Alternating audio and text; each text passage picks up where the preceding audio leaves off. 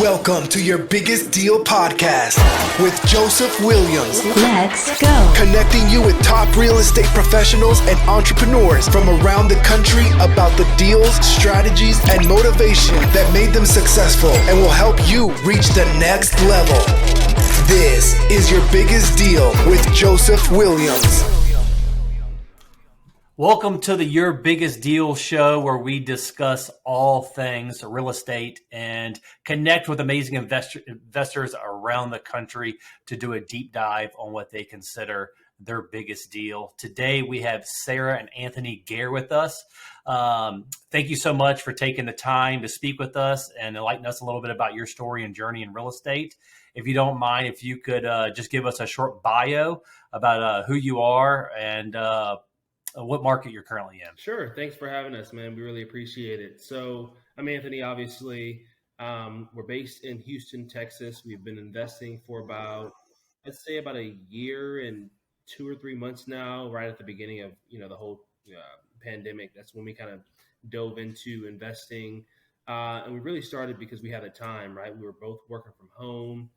We had read a couple books, listened to a couple podcasts, and felt inspired to kind of take control of our finances and invest in real estate to create, essentially financial freedom, right? And so we've been fortunate to be super successful and have helped people along the way. So we're super excited about it.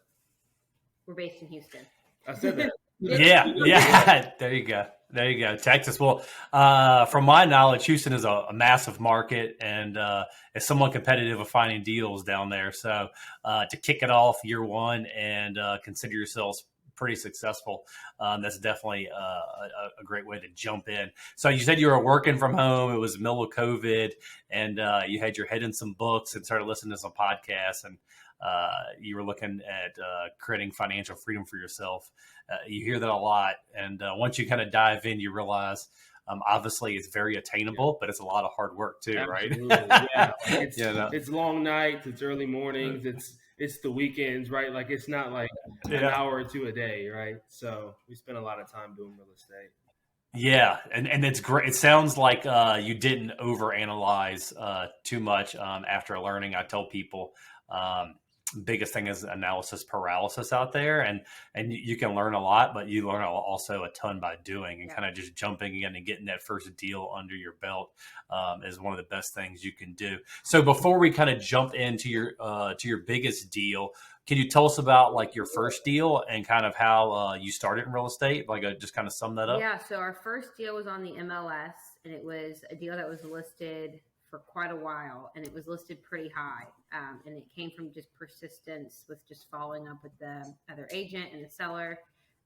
So Anthony actually called like 4 or 5 times and just kept offering the same amount over and over and over again. And finally they gave in because the price that they had was just way too high.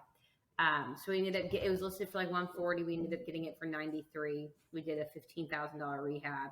We got really lucky because we had a mentor help us out on the contractor side. So we got a really good price on everything. And then we ended up, the first deal we did was a BRRRR. So buy, rehab, rent, refinance, repeat.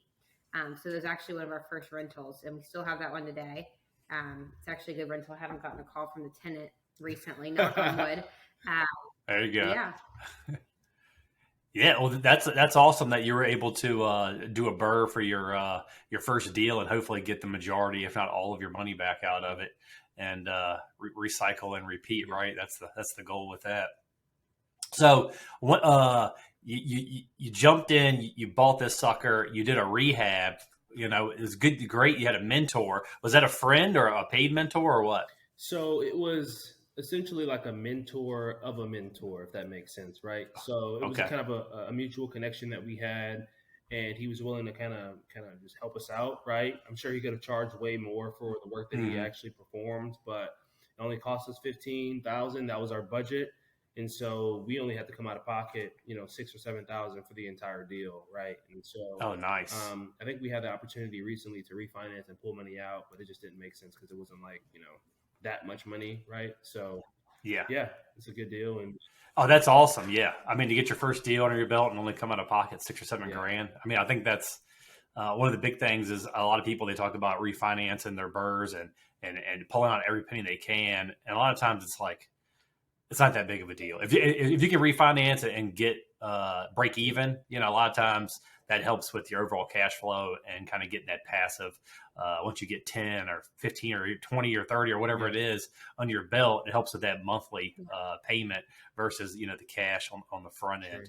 But yeah, for sure. So you learned a lot off that. I'm sure you learned a lot dealing with contractors, and it was great to have your mentor along for that ride, because that's always one of the biggest things when you do your first rehab. You didn't just buy a rental, you bought a rental and a rehab. So that kind of led you into your current track. Could you tell us about your biggest deal? I know you gave me a little insights that it was a big rehab and your biggest project to date. I'm assuming you've done a bunch in between, but let's fast forward and just tell me about this big deal you've done. Yeah, so it's actually a deal we just finished up doing, and we have it listed now. We listed it last week. But the reason why it's our biggest deal is just probably because of the scale of it. We had foundation repair, new HVAC, new ducting, new insulation, new water heater, new plumbing, new electrical, basically all new everything. We gutted it. We tore down a lot of walls to open it up. And then on top of that, we did a cosmetic rehab. And we learned a lot of stuff along the way, because this took a lot. The rehab took probably a month longer than we wanted. There was a freeze in Houston, and then a storm or something. So it pushed us back a while. And then we just didn't stay on top of our contractor enough to make sure that it was on track. So that was one of our biggest learning lessons from this one, was just making sure that we stay on our timeline. Because as you know, with a hard money loan, the longer you're in it, the more money you're spending. So I'm assuming that's how you financed everything. Did they give you the purchase price and some for the reno, or were you coming out of pocket for a portion of that? So our hard money lender gives us 70% of the ARV. So the ARV that they evaluated this house was $330. We bought it for $220, and then we did a $55,000 rehab. And then the cash out of pocket that we had to come out of pocket that the 70% didn't cover, we had private investors who gave us the money for that. So we paid them back, and then we give them basically a 20% return on the back end on top of whatever they gave us, and then we pay back the hard money loan. Nice. So over the last year, you guys have really learned how to leverage hard money, private money, and all of the investors out there that are looking to partner with real estate investors and make a little profit with their interests without having to come out of pocket significantly for these deals, which at the end of the day helps you scale as an investor, right? Because a lot of people, they try to fund everything themselves, and if you never learn how to use other people's money, it makes it very hard to really ramp up and build that large portfolio. Yeah, absolutely. So we can, like you said, leverage other people's money and do multiple deals at once, right? So that's kind of the goal, to scale as quickly as possible. Yeah. You said you spent $55,000 on the rehab.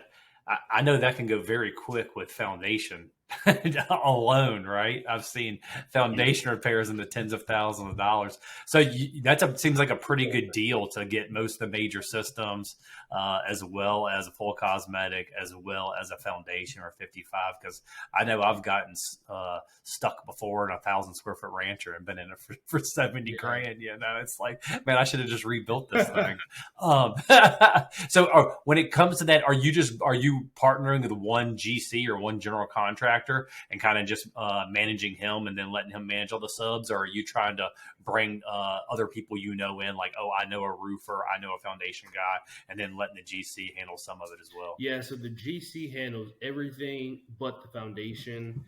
We got lucky. We found a foundation guy that's been great. I mean, he is by far the least expensive resource that we found when it comes to foundation. He comes in like less than half from everybody else. Yeah, it's crazy. Yeah, you call one of the ones on the yellow pages, it's like, you better get ready. Yeah. I'm like, hey, are you sure? Like, this is the price, So, but yeah, our GC kind of handles everything, and I think he gives us the best price just because he feels like a part of our team. I'm sure with any other general contractor, this rehab would have been 70, 80,000, right? So yeah, we just kind of got lucky. Yeah. And so you said you bought it for $220, you got 55 in it, and that probably includes your carrying costs, I'm assuming? Or no? Costs? Carrying costs? Yeah, it includes repairs as well as all of our interest and our utilities. We were planning on selling it for $330, but the house next door actually just appraised for $390 and sold for $400. So we have it listed at $370. Yeah, that's all I was going to ask. When you bought this sucker months back and started this, the market just continued climbing. Yeah. Were you going to make out a little bit? I had 4 going at one time here in the Richmond area, and it seemed like every single one of them I was able to list for probably around 30,000 more than I originally had underwrote the deal at. So I'm just like, okay, let it ride, let it ride.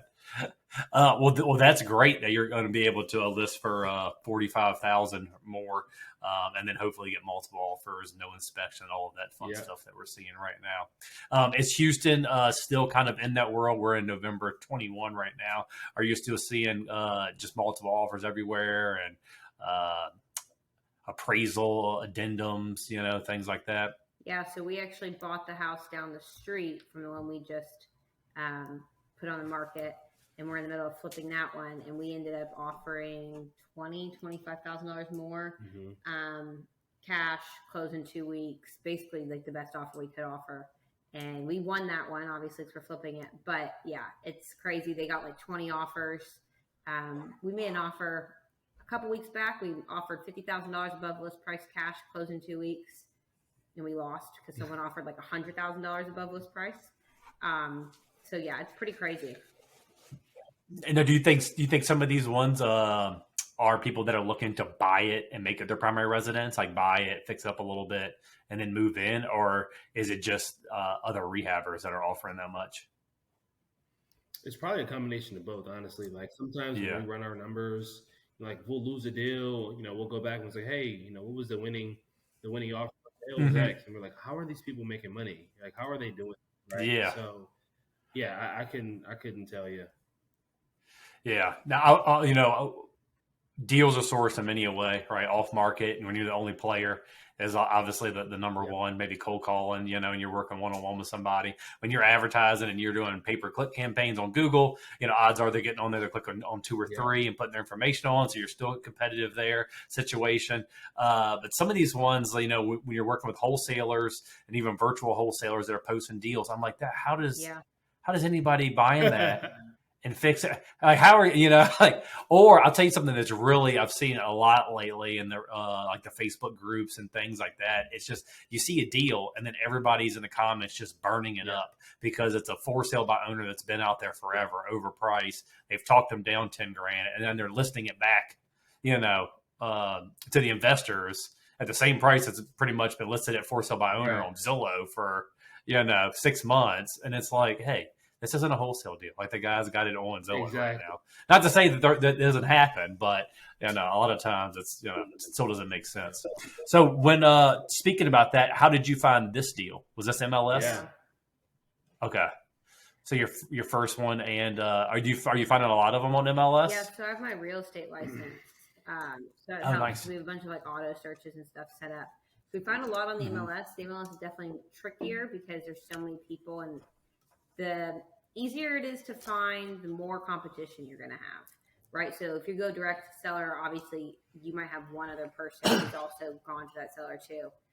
So it minimizes your competition. But we've had a lot of luck with the MLS, but it's definitely persistence and just constantly looking. Yeah. Are you calling expired listings, things of that nature as well? We tried that. That just took up too much time, and I was just, a lot of the time, by the time I got to them, they had gotten 4 or 5 phone calls already. And you have to stay on top of that because there's so many that are expiring.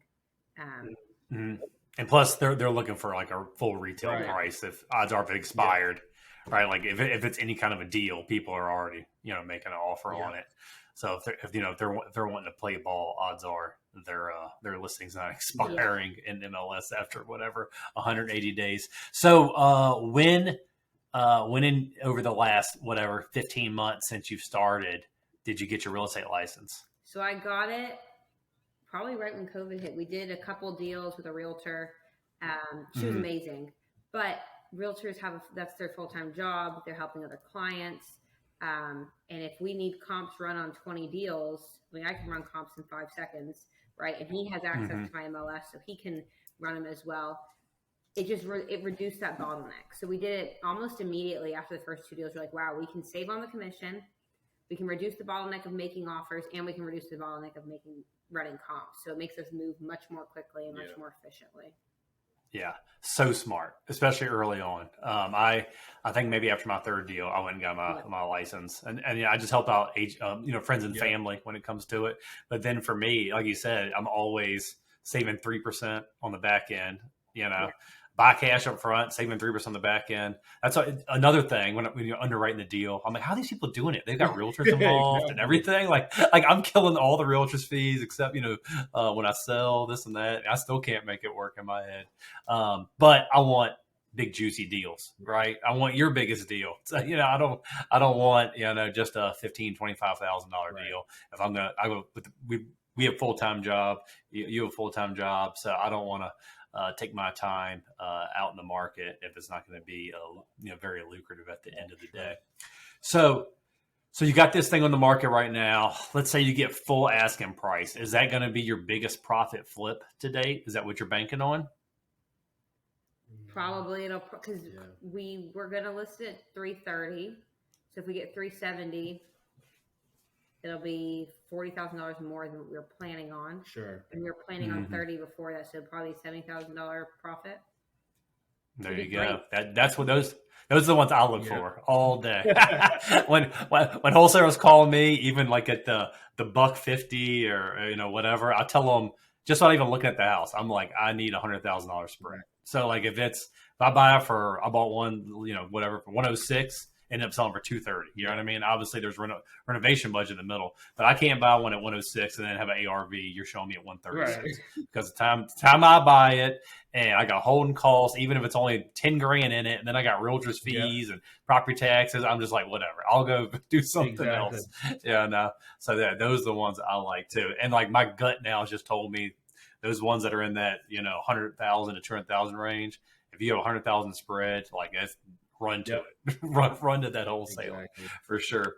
So, how did that change your life? So, you've been rocking out, you've got, 10 deals under your belt over the last year. Some are BRRRRs, some are rehabs or flips. Have you wholesaled a couple of them along the way as well? Yep. We've done a handful of wholesales as well.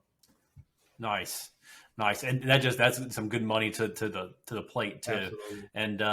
And I think that's something that some people forget. When you become an investor, it's about being flexible, right? And once you learn all of those different disposition strategies, or exit strategies, whatever you want to call it, it makes things a lot easier because you can look at deals all day, and a deal you used to walk away from, now you're like, I think I can get $7,000 out of this and wholesale it to a buddy, or I think I can do this and rehab it and get some extra money out of it, or whatever it may be.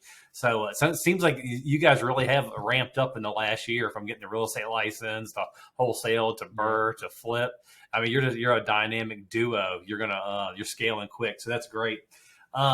So as you looked into the future and you've done these BRRRRs, are you looking to continue finding single family homes, or are you trying to maybe scale into some, 4-plexes or 8-plexes out there? Yeah. So right now we're finding and trying to find even more flips. Obviously we got the baby on the way, so we'll probably try to scale back just a little bit for the next 4 or 5 months. But the goal is to kind of dive into multifamily. And that's been the goal for the last probably 4 or 5 months now, but it's just been tough trying to find multifamily deals because everything's just so expensive. And we got a mentor that has about 300 or 400 units here in Houston that's willing to partner with us, and so we have somebody that's essentially holding our hand. And so that's kind of what we're looking for now as well. We had a deal we were gonna do, and it was 50 units. 54, 54. And we raised the capital because once we started kind of marketing ourselves on Instagram and all this other sort of stuff, we got a bunch of people coming to us saying, hey, I want to invest with y'all. So we had a lot of friends and family, and then we had some random people that are like, I want to invest with you guys too.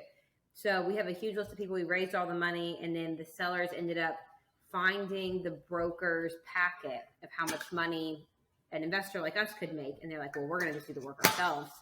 And they ended up backing out, and redoing it themselves and now relisting it, and they just kind of took a lot of skin off the bone.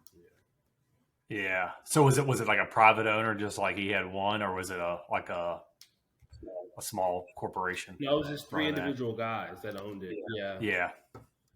Yeah. Yeah. And that's a tough one, because a lot of them are, big companies are gobbling them up. And that's that kind of sweet spot between, I don't know, would you say maybe 8 to 50 is kind of, where it's not large enough for them to bring in on-site property management. They still have to have like a management company run it from a different location. And finding those is tough because it's not as easy as looking at someone's name and skip tracing, and you're looking at LLCs and SCC. And, I know there's some guys out there that, I've heard them, they use, a lot of the commercial softwares that are out there versus, skip tracing and whatnot. Yeah. And if you do a search, I just did one recently in my market.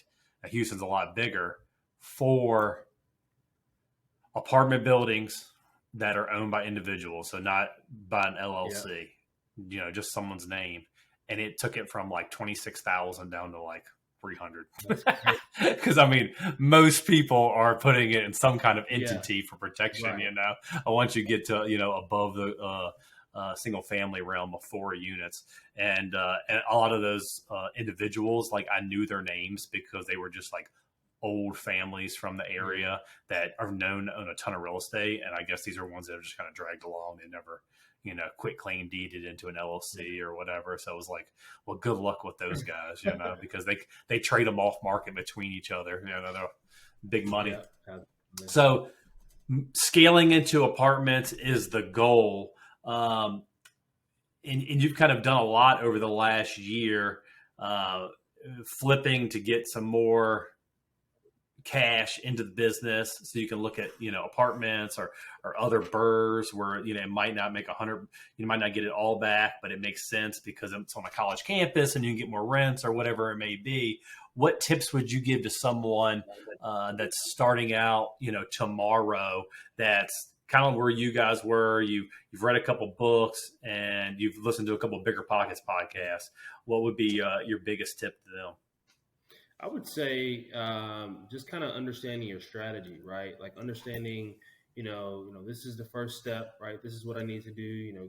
Work with a lender, get pre-approved, understand what market you want to be in, understand kind of your financial situation, right? Like how much money can you afford to invest, and then like I said, your strategy, right? Are you wanting to flip? Are you wanting to wholesale? Are you wanting to have a rental? Just so that your mind isn't all over the place. As you're kind of diving into this game. And I would add on to that and just say again, I've said this multiple times, just persistence, right? Especially in this market, there's so much competition. If you're not making offers and if you're not evaluating deals, you're not going to get a deal, right? You have to make 20 offers to get one person interested. So just constantly looking for deals and then having multiple streams of deals coming in, right? MLS, wholesalers, for sale by owner, going straight to the direct to seller, doing different marketing campaigns and stuff. Otherwise, if you're only looking on one thing, you're not going to find a deal. It takes a lot of time. That's probably what we focus on the most. Once you find a deal, it's easy, right? The rehab is easy. Posting it and listing it, it's easy. But finding the deals, that's what we spend all of our time on. Yeah. That's great advice. I say that all the time. I say, finding the deal is the hardest thing. People ask me, it's like, oh, you're doing this. I'm like, yeah, but the hardest one's you just finding another one. And I used to hear people say like, oh, just become a master at this, become a master at whatever, Google AdWords, or become a master at mailers or whatever. But I'm more in your boat where you kind of dabble in everything, and if as long as you're persistent, inevitably it kind of comes along. And the biggest thing is lead generation. And if you can do that, then like you said, the rehab and all of that, it might take a little longer, than expected here or there. It might cost a little bit more, but it'll get done at the end of the day as long as you're on top of it. So the biggest thing you can do is lead generation out there and become an expert in what you're doing. And I know we've mentioned Bigger Pockets a couple of times. When you were starting out, you said you read a couple books and listened to podcasts. What were kind of some of your go-tos? So we listened, obviously, Bigger Pockets, like you had mentioned, Coach Carson's podcast. We listened to. We read the BRRRR book by David Green, who's kind of a part of that Bigger Pocket family. YouTube. I mean, we were just trying to find as much information as possible, but we wanted the information to be kind of targeted to what we wanted to learn, right? So we would just do like specific searches to BRRRR or, first time investor, how do I get started type of deal. So yeah, YouTube University is a great source for sure, right? And you just can't get wrapped up in too many gurus pitches, then people send you a bill for $30,000. Just get the information and jump in for sure. And Bigger Pockets is obviously always the biggest resource out there. Now to go back kind of like where you're at in a major market that's I consider competitive from what I've seen, Houston, are you guys focusing just around you, or are you looking at the entire city? Because it's the third biggest city in America now or something like that. So, I mean, I know it's massive. Are you kind of focusing around you where you know the neighborhoods, or are you looking very broad and then kind of assessing it as the deals come along? So I grew up over in the city, and now we live in the suburbs. So we feel very familiar with the city area. We also feel familiar with this suburb, and we've looked in other suburbs as well. So we look all over. There's only a couple places we won't look. We don't look close to the water near like Galveston or Freeport just because it's too far from where we live. We're up in the woodlands. So it would be like a 2-hour drive. And for us, we like being very hands-on with our rehabs and going out and visiting them. So we don't stray too far. We don't stray more than like an hour and a half from where we are. But an hour and a half radius we'll look in. Yeah. You don't want to go down to Galveston? No. We just gotta make sure the work's actually being done, right? So yeah. I'll tell you, work seems to move slower where the water is too. You got to be careful with that. People get in a relax mode. Well, cool. Now, for anyone looking to kind of follow up with you guys, what social medias are you active on the most, and how can they reach out to you? We use Instagram, like solely use Instagram. We tried doing TikTok and other things, and I was like, this is just too much. I have a full-time job, and we're trying to do real estate. So we like to share our journey, and we like to kind of like network with other investors, but I can only do one social media platform. So Instagram, and it's Gair, Gair .real estate, and we're very active on there. We haven't been as active recently, just the baby and everything, but love talking to people on there. We've got like a couple really good friends that we've never met that live in different cities that are doing their own thing, and we love seeing what they're doing as well. Yeah, well, perfect. Yeah, it's having a full-time job, being a full-estate real estate investor, and a mom to be doesn't lend much time to learning the new dance moves of the 13-year-olds. They get popular for sure. Well, I'm sure people will be reaching out to you. Anyone in the Houston area, I'm sure they'd be more than open to talk about their experiences and partner with them. If you have any deals, bring it their way for sure. Thank you for taking the time today to kind of talk about working full time and jumping in with both feet. That's how I started, and I think it is one of the most lucrative side hustles you can teach yourself with a full-time job that will allow you to slowly exit your W-2 job over the years. So good luck to you, and thanks again for your time. Yes, sir. Thank you so much. We greatly appreciate it. Thank you for listening to another amazing episode of Your Biggest Deal. Please like, subscribe, and share with friends. And don't forget to tag Your Biggest Deal on Facebook and Instagram. To connect with Joseph Williams or for questions and feedback, visit yourbiggestdeal.com. Thank you for listening and learning. Now, it's time to take action.